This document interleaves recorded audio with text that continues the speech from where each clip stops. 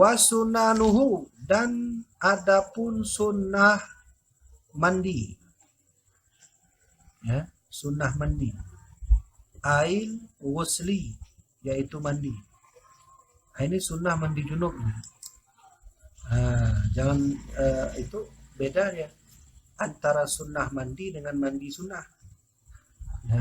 Beda makna. Sunnah mandi berarti rukun sunnah dalam mandi. Kalau mandi sunnah itu ada beberapa mandi yang hukumnya sunnah. Nah, itu beda tuh. Tak sama dia. Ada sunnah mandi, ada mandi sunnah. Ya.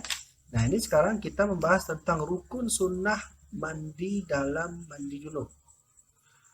Ada berapa tengku sunnah mandi junub itu? Khamsatu asya'a, ada 5 perkara. Ya, ini harus kita amalkan. Ada 5 sunnah. Yang pertama adalah mandi junub adalah membaca bismillah. Ya, coba kita baca di dalam itu. Nah, tasmiyah. Ai maqrunatin biniyatin sunnanul ghusla kama marra. Ya. Wa aqalluha bismillah. Dan paling sedikit membaca bismillah itu ya bismillah, sudah habis. Nah, tengku yang paling ringkas baca bismillah apa kalimatnya? Bismillah, sudah habis. Ya, tak panjang kali ya, tak apa juga. Bismillah sudah cukup. Wa akmaluha kamaluha. Dan membaca bismillah yang paling sempurna adalah menyempurnakannya, yaitu bismillahirrahmanirrahim. Itu lafaz membaca bismillah. Cuman sekarang pertanyaannya adalah, apa hukum membaca bismillah bagi seorang yang mandi junub dalam kamar mandi, dalam tandas, dalam WC? Itu apa hukumnya baca bismillah dalam tandas kamar mandi? Boleh nggak tuh? Kan begitu pertanyaannya. Ya, kalau kita mandi di samping sungai ya tak apalah. Tinggal cebur aja, masuk gelombang lah kedua kali, bangun, dah selesai. Nah, ini kan tak semuanya rumah dekat sungai. Ya, mana ada rumah semua dekat sungai. Berarti ini baca bismillah menggabungkan dengan niat. Belum. Ini masih bismillah. Sebelum niat. Ya, sunah-sunah nih. Berarti enggak digabungkan ya? Niat itu wajib hukumnya. Bukan ya, digabungkan. Ya, itu dia membaca bismillah. Setelah itu ada lagi yang di depan dulu. Nah, ditahan dulu, nanti ada pembahasan sendiri ya. Nah, ke depan ada penjelasannya. Nah, sekarang kita membaca pendapat beberapa imam di sini. Termasuk Imam Al-Bajuri, Syekh Imam Bajuri. Wala yaqsudu bihal junubu wa nahwuhu al-Qur'an bal dzikru faqat ya au yutlaq fa inna qasdal Qur'an wahduhu aw ma'adzikri haruma. Ya, kalaulah dalam tandas, dalam WC, dalam kamar mandi kita baca bismillah, yang bismillah itu kita niatkan baca zikir, bukan kita baca bahagian dari Al-Quran, maka hukumnya boleh. Nah, boleh saja berarti. Ya, boleh itu. Ya. Niat doa boleh. Niat zikir saja. Doa. Zikir itu artinya mengingat. Jadi saat nanti kita dalam keadaan junub, kita kan masuk ke WC, kamar mandi. Kita kan masuk tandas. Kan dalam tandas itu kan kita perlu mandi junub. Sedangkan sunnah mandi junub salah satunya sebelum mandi membaca bismillah. Nah, pertanyaannya, membaca bismillah dalam kamar mandi itu boleh tak? Nah, kan gitu pertanyaannya. Dua jawabannya. Boleh bagi orang membaca bismillah yang ucapan bismillah dalam hati hanya niat saja, hanya zikir saja. Jadi tanya sama orang, "Hai, kamu tadi baca bismillah dalam kamar mandi. Itu nggak boleh." "Oh, boleh." "Kenapa boleh?" "Ya karena waktu saya baca bismillah saya niat zikir saja. Nggak ada niat lain." Yang tak boleh itu adalah Membaca bismillah dengan niat bismillah itu bahagian dari Al-Quran. Kalau dalam hati kita saat membaca bismillah itu bahagian dari Al-Quran, maka itu tidak dibolehkan. Harumah, hukumnya haram. Ya, gitu kan? Ya, begitu dia. Kemudian yang kedua, pertanyaannya, kapan kita baca bismillah Tengku? Sebelum mandi kah? Atau pertengahan mandi kah? Atau saat akhir mandi? Kan gitu kan? Di sini tertulis wa ya'ti biha fi awalihi aw fi athnaihi. Dan membaca bismillah itu pada awalnya. Maka hukum membaca bismillah yang masih sunnah saat kita baca di awal mandi. Itu insya Allah masih sunnah hukumnya. Wa athnaihi ataupun membaca saat pertengahan mandi. Saat pertengahan mandi. Mau habis lah tuh. Kita mau selesai mandi, baru kita ingat bismillah. Di pertengahan ya. Bismillah. Maka itu masih dihukumkan. Bismillah itu sunnah. Wala ya'ti biha ba'da firaghihi kama taqaddama fil wudu'i. Dan tidaklah ada hasil lagi hukum sunnah baca bismillah ba'da firaghihi setelah mau selesai. Itu tak sunnah lagi itu. Mau selesai baru teringat baca bismillah. Aduh lupa saya. Bismillahirrahmanirrahim. Itu tak sunnah lagi baca bismillah. Cuman kalau urusan pahala itu kembalikan kepada Allah. Karena Allah yang punya hak mengatur pahala hamba. Kita tak boleh bilang, kamu antum baca bismillah ini terakhir ya. Yang terakhir, tak ada lagi pahala. Itu bukan urusan kita. Pahala itu bukan urusan kita. Allah yang punya hak mengatur pahala. Cuman dalam segi syariatnya, hukum membaca bismillah di akhir mau selesai mandi, itu tak ada lagi sunnah. Gitu ya. Nah, ini kan ilmu mandi. Maka rugilah orang-orang yang tak mengaji. Main kawin-kawin aja. Mandi junub tak paham ya. Sehingga apa yang terjadi? Mandi junub tak sah. Sholat setelah itu tak sah. Naik haji lagi, umrah lagi. Udah tawaf tak sah, semua tak sah. Bahaya sekali. Maka mengajilah ya rajin-rajin. Untuk belajar ilmu mandi, ilmu wudhu, ilmu sholat. Dikira orang udah sholat udah cukup. Belum cukup, ilmu saja. Udah ya, paham ya? Nah, maka sunnah dalam mandi itu, mandi junub, pertama membaca bismillah. Yang kedua, tadi hukum sunnah mandi junub ada 5 kan? Nah, sekarang yang kedua. Wal wudu, yaitu berudu. Nah, berudu kita. Ya, maka sunnah sebelum kita mandi junub, yaitu terlebihkan dahulu berudu. Berwudu bagaimana Tengku? Seperti biasa. Wudu sholat. Seperti biasa. Ya, cuman di sini ada pembahasan sedikit. Ini pertanyaan orang, apakah payah kita ulang wudu Tengku? Apabila ya kita itu jatuh hadas. Begini, saya baca matanya. Walau tawadda'a qabla ghaslihi. Apabila ada seseorang dia itu berwudu sebelum mandi. Ada seseorang wudu sebelum mandi, cuma ahdatha kemudian dia berhadas. Ya wudu lah dia dulu. Dia belum mandi nih, belum mandi junub, dia wudu dulu. Setelah wudu, ya, cuma ahdatha keluar angin atau hadas lah. Ya, qabla ayyagtasila sebelum dia mandi. Bagaimana hukum mengulang wudu itu? Apa payah ulang lagi? Maksudnya begini, untuk mendapatkan hasil sunnah. Ini ingat ya, ini sunnah nih, tak wajib.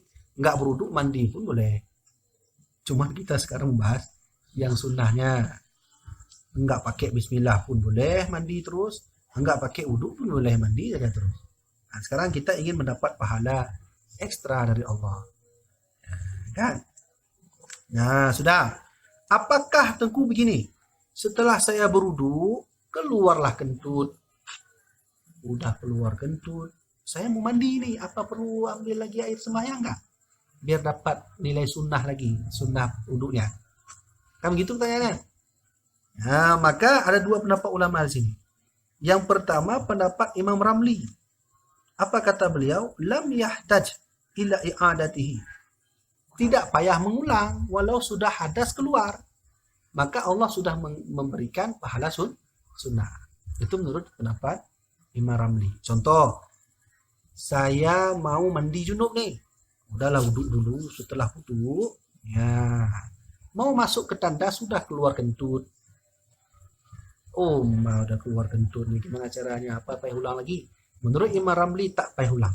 Karena wudhu yang kita ambil tadi, walau sudah kentut, itu sudah dihukumi amalan sunnah.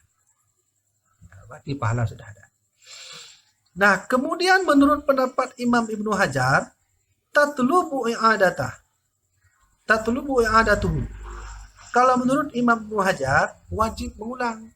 Bukan wajib, harus diulang.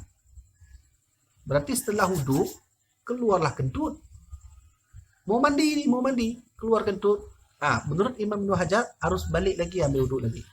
Karena yang di belakang tadi, itu tak dinilai sebagai amalan sunnah wudhu. Nah, yang dinilai kapan? Waktu dia sebelum mandi harus wudhu dan tidak boleh berhadas. Nah, itu menurut Imam Ibnu Hajar. Ya, Imam Ramli ya, sama-sama ulama Syafi'iyah itu ulama-ulama besar. Imam Ibnu Hajar, kalau dalam fikih disebut Imam Ibnu Hajar itu maksudnya Ibnu Hajar Al-Haytami. Walau dua pendapat ulama ini, kita boleh pilih. Saya mau pilih yang mana? Oh, saya mau pilih Imam Ramli saja. Silahkan, tak apa. Ya, seperti pembahasan kita malam kemarin. Ada orang bertanya, Tengku, begini, saya kan sedang buang air besar lah, atau buang hajat. Saya kan buang hajat, mau mandi junub, bolehkah sambilan mandi junub saya cuci hadas besar tadi? Apa maksudnya? Cuci hajat tadi. Bolehkah sekaligus begitu? Kan begitu kan? Ya, kalau Imam Ramli tak boleh. Nah, Imam Ramli harus bersihkan hajat dulu baru mandi. Kalau Imam Nawawi boleh sekaligus. Jadi berbeda pendapat ulama. Mereka punya sistem ijtihad sendiri. Kamilan, hal dalam keadaan sempurna. Qablahu, sebelumnya. Berarti ambil wudhu sebelum mandi. Wayanwi bihi, dan meniatkan dengannya. Dan meniatkan seseorang dengannya. Ya. Al-muhtasilu, orang yang mandi. Sunnatal ghusli, sunnah mandi. In tajarradat janabatuhu, sekalipun terlepas janabahnya. Anil hadatsil asghari, daripada hadas kecil. Wa illa, dan kecuali nawabihi al-asghar, meniatkan seseorang dengannya itu niat hadas asghar. Ya, begini maksudnya. Apakah saya tak berhadas perlu saya wudhu? Kan perlu saya wudhu. Karena kan beda ini contohnya. Begini saja, lebih mudahnya, saya tak berhadas, apakah saya perlu wudhu untuk dapat sunnah? Perlu juga, karena nilai sunnah itu mau ada hadaskah dia, mau tidak. Kalau dia mau terkena junub, mau mandi, harus wudhu. Nah, begitu kan? Itu dua. Sekarang yang ketiga, sunnah yang ketiga. Wa imrarul yadi ala ma wasalat ilaihi minal jasad. Sunnah yang ketiga mandi junub adalah imrarul yadi, menyampaikan tangan, ala ma wasalat ilaihi minal jasadi, atas sesuatu yang sampai kepadanya sesuatu itu daripada jasad. Bahasa awamnya begini, menyampaikan tangan ke seluruh tubuh, ke seluruh jasad. Nah, bagaimana penafsiran yang lebih tepat tentu? Wa yu'abbaru, dan diiktibarkan oleh seseorang an hadzal imrari, daripada ya penyampaian ini dengan maksud biduluki, yaitu menggosok. Berarti maksud daripada imrarul yadi alal jasadi ini adalah bahasa kita, sampaikan tangan dan digosok-gosok jasad atau tubuh. Gosok-gosok tubuh. Ini sunnah nih. Sunnah mandi junub yang ketiga, menggosok-gosok tubuh. Gosok-gosok. Nah, ini sunnah nih. Tengku, yang wajib memang bagaimana? Sampaikan air saja, dikenakan air, diambillah gayung, taruh sini, lempar sini. Taruh di sini ya, sini. Udah cukup, tak payah gosok, tak payah. Ya, ingat ya. Wajib hal mandi junub ada yang wajib. Apa yang wajib mandi junub? Menyampaikan air. Berarti air harus kena ke badan. Menyampaikan. Nah, ini menyampaikan. Tak payah gosok nih, gini aja. Itu yang wajib. Tapi yang sunnah, digosok lah. Ambil air, gosoklah dulu. Tapi ada orang bertanya sama saya, apa sunnah pakai sabun dulu? Ada lagi sabun itu mana sunnah ya? Itu hukumnya mubah. Boleh saja mau pakai sabun kah, mau pakai pasir boleh juga. Itu terserah juga. Tapi dulu kami kecil-kecil pakai pasir laut ya. Apa sikat gigi ya? Nah, itu boleh saja. Nah, jadi sunnah yang ketiga adalah menggosok-gosok badan. Itu sunnah hukumnya. Kemudian sunnah yang selanjutnya adalah wal muwalatu. Wal muwalatu itu berturut-turut.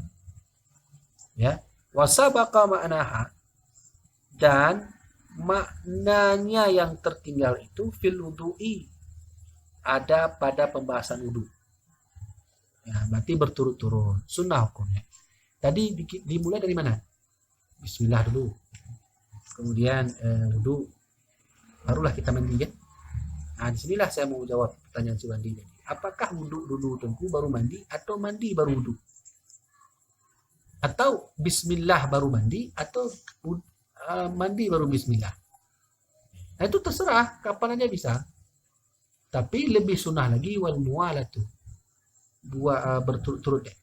Bismillah, wudu, habis itu mandi, baru sampaikan air. Gosok-gosok. Lalu di mana niatnya? Niat tetap wajib. Dari mana niat itu tetap wajib ya. Maka niat tidak masuk kepada sunnah. Itu udah pembahasan yang kemarin. Itu pembahasan wajib. Berarti Bismillahirrahmanirrahim ambil wudu, Ya, ambil wudu. Bukan langsung Bismillahirrahmanirrahim langsung mandi, enggak? Berarti enggak ada sunnah. Enggak sunnah. Kalau yang wajib tetap wajib. Jangan lupa, hal yang wajib tetap dilaksanakan.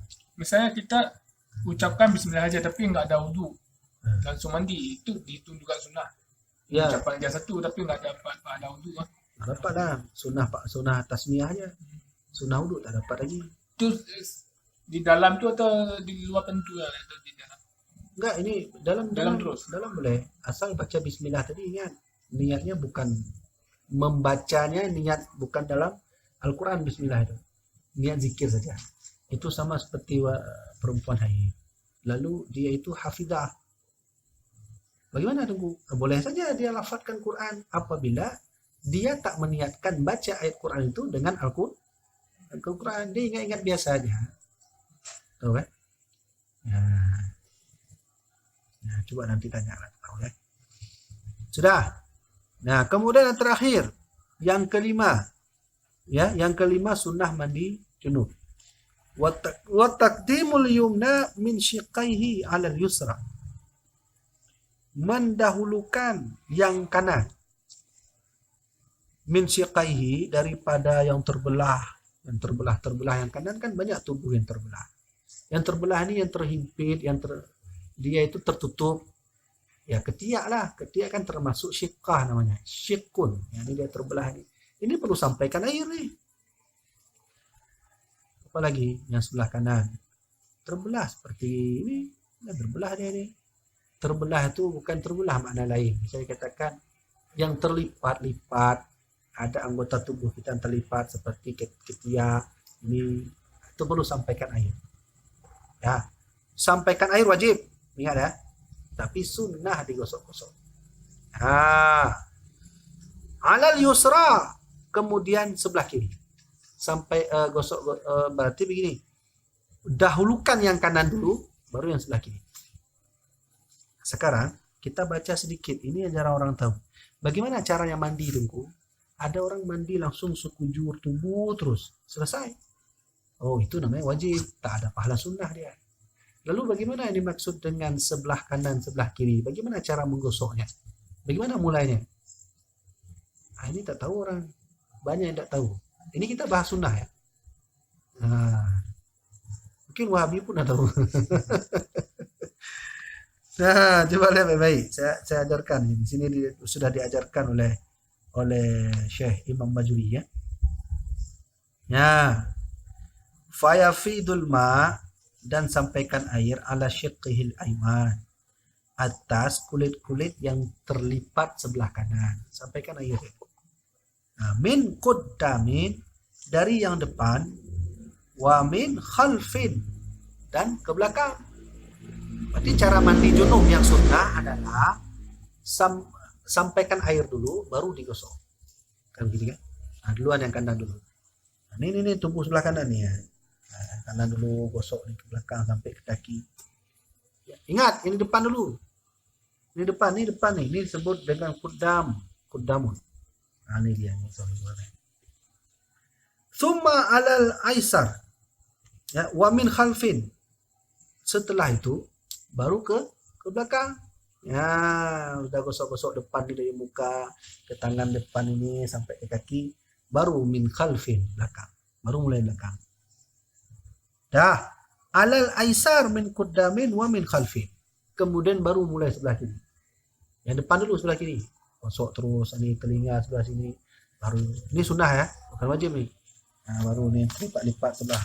Baru setelah itu min quddamin wa min khalfin, baru mulai belakang. Ini bilang cara menggosok belakang. Kan banyak cara dia. Ada orang pakai itu apa namanya? Mandi itu ada untuk gosok belakang. Itu boleh juga. Atau gosok semampu kita begini kan, ini kan bisa gosoknya. Ingat nih, gosok sunnah. Nah, udah. Wa kullu dzalika ba'da ghaslin ra'sihi. Ah, ini satu lagi. Dan tiap-tiap demikian itu ba'da ghasli ra'sihi, setelah membasuh kepala. Berarti mulai dari kepala dulu, baru ke badan. Baru ke belakang. Nah, sebelah kiri dari kepala, baru, nah semuanya sampai kaki, baru ke belakang. Itu gosoknya.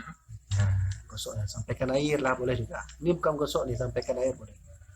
Karena kan sampaikan air wajib, terserah mau arah mana boleh juga. Tapi sampaikan air yang sunnah dari sebelah kanan muka dulu, dari kepala dulu. Sampaikan air begini, gosok, dah, baru sebelah kiri, segini ke belakang, baru sebelah kiri ke belakang. Nah, begitulah Rasulullah bermandi ya. Ya, wahada fi ghaslil hayy. Dan mode mandi seperti ini itu mandi orang yang hidup, orang yang masih hidup. Ini pertanyaannya, wa amma fi ghaslil maiti, dan adapun tata cara mandi sunnah bagi si mayit. Ya, bagi mayit bagaimana tuanku? Apa sama seperti itu? Ya, fayusalu syaqqaihi aiman. Nah, ini saya tak baca lagi, saya surah terus. Artinya kalau misalnya orang mayit mandi itu di depan semuanya, kanan ini semuanya mayit, habis kanan ini, lalu setelah itu kiri sebelah kanan, belakang sebelah kanan, belakang sebelah kiri. Kalau orang yang hidup tadi ya kan, depan sebelah kanan, baru belakang sebelah kanan, besok kiri sebelah depan sebelah kiri, baru belakang sebelah kiri. Begitu orang hidup, tapi mayit ke depan dulu semuanya. Ya, baru ke belakang. Nah, itu begitulah cara mandikan mayit. Kenapa begitu? Orang bertanya pada ulama, kenapa begitu? Li'annahu ashalu 'alal maiti. Karena sesungguhnya demikian itu lebih mudah untuk mayit. Lebih mudah mandinya, wal ghasilu, dan mudah bagi orang yang memandikan. Nah, jadi kalau kita jadikan mayit sama seperti kita mandi, sulit bagi orang mandikan nanti. Di sini dulu, bisa dibalik dia. Mayit diputar-putar lah. Nah, begitu ya. Wa baqiya min sunanil ghusli. dan sisa daripada sunnah-sunnah mandi, umurun madhkuratun, perkara-perkara yang di tempat yang disebutkan, fil mabsutati, dalam kitab-kitab yang panjang-panjang. Ibaratnya kalau ingin mendapat ilmu yang lebih daripada ini lagi tentang mandi junub, buka kitab yang lebih tebal lagi.